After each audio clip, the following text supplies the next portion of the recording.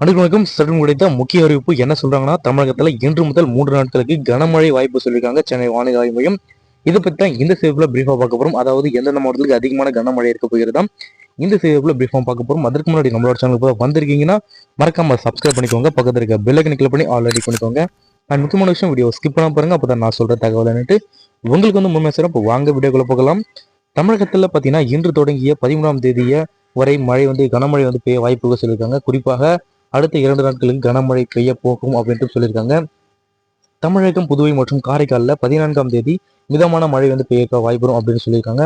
So இது எதற்காக பார்த்தீங்கன்னா, தெற்கு கடலோர பகுதிகள் குறிப்பாக அதனையொட்டிய தென்கிழக்கு அரபிக்கடல் பகுதியான ஒரு வளிமண்டல கீழக்கு சுழற்சி அதன் காரணமாக கடலோர தமிழகத்தில் இன்று அநேக இடத்திலும், புதுவை மற்றும் காரைக்கால் பகுதியில் பார்த்தீங்கன்னா உள் தமிழகத்தில் ஒரு சில இடத்திலையும் இடி மூலம் கூடிய லேசான முதல் மிதமான மழை பெய்யக்கூடும் அப்படின்னு சொல்லியிருக்காங்க.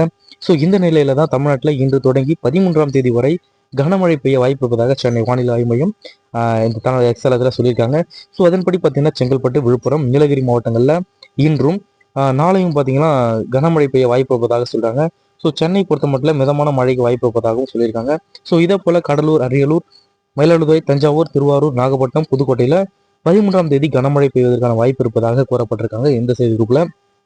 ஸோ அதை பொறுத்த மட்டும் தமிழகத்தில் மற்றும் புதுவை மற்றும் காரைக்கால் பகுதியில் 14ஆம் தேதி மிதமான மழை பெய்யறதுக்கு வாய்ப்பு இருப்பதாக சென்னை வானிலை ஆய்வு மையம் இந்த செய்தி குறிப்பில் சொல்லி நிறைவடைகிறாங்க. ஸோ இது போன்ற வானிலை மற்றும் மழை பற்றிய கூடும் தகவலை உடனுக்குடன் துல்லியமாக தெரிஞ்சுக்கணும் அப்படின்னு நினைச்சீங்கன்னா கீழே இருக்க ரெட் பட்டனை கிளிக் பண்ணி சப்ஸ்கிரைப் பண்ணிக்கோங்க.